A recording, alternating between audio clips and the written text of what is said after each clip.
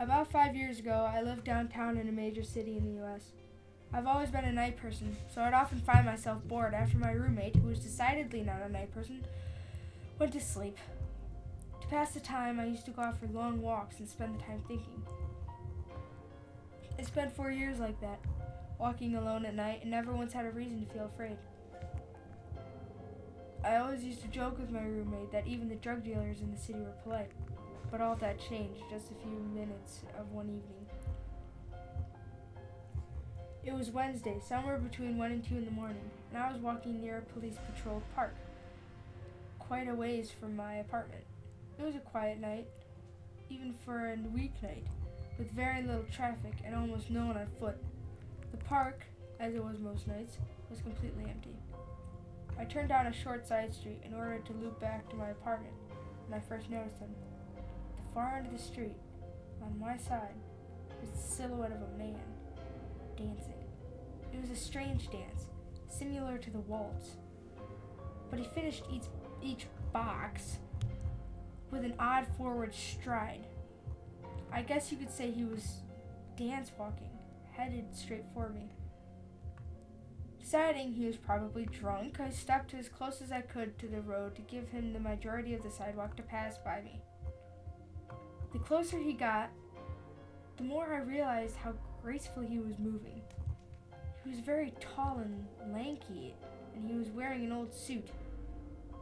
He danced closer, still, until I could make out his face. His eyes were open wide and wild, head tilted back slightly, looking off at the sky. His mouth was formed in a painfully wide cartoon of a smile. Between the eyes and the smile, I decided to cross the street before he danced any closer. I took my eyes off of him to cross this empty street. As I reached the other side, I glanced back, and then stopped dead in my tracks. He had stopped dancing, and he was standing with one foot in the street, perfectly parallel to me. He was facing me, but still looking skyward, smile still wide on his lips. I was completely and utterly unnerved by this. I started walking again, but kept my eyes on the man. He didn't move. Once I had put about a half a block between us, I turned away from him for a moment to watch the sidewalk in front of me. The street and the sidewalk ahead of me were completely empty. Still unnerved, I looked back to where he had been standing to find him gone. For the briefest of moments, I felt relieved until I noticed him. He had crossed the street and was now slightly crouched down. I could tell for sure due to the distance and the shadows, but I was certain he was facing me.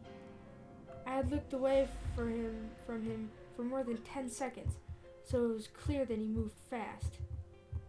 I was so shocked that I stood there for some time, staring at him, and then he started moving toward me again.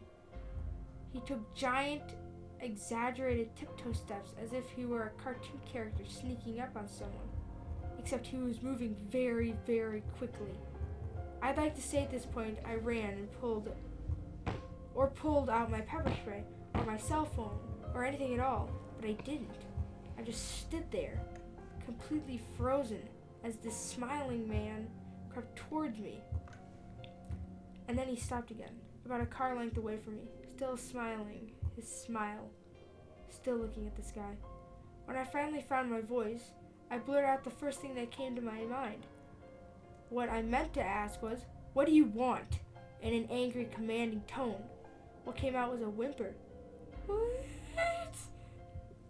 Regardless of whether or not humans can smell fear, they certainly hear it. I heard it in my own voice, and that only made me more afraid, but he didn't react to it at all. He just stood there, smiling. And then after what felt like forever, he turned around, very slowly, and started dance walking away, just like that. I wanted to turn my back to him again. I just watched him go until he was far enough away to almost be out of sight. Then I realized something. He wasn't moving away anymore, nor was he dancing. I watched in horror as the distant shape of him grew larger and larger. He was coming back my way, and this time he was running. I ran as well. I ran until I was off the side of the road and back onto a better lit road with sparse traffic. Looking behind me then and again, he was nowhere to be found. The rest of the way home, I kept glancing over my shoulder, always expecting to see his stupid smile, but he was never there. I lived in that city for 6 more months after that night, and I never went out for another walk. There was something about his face that always haunted me. Oh, shit. He didn't look drunk. He didn't look high. He looked completely, utterly insane, and that's a very, very scary thing to see.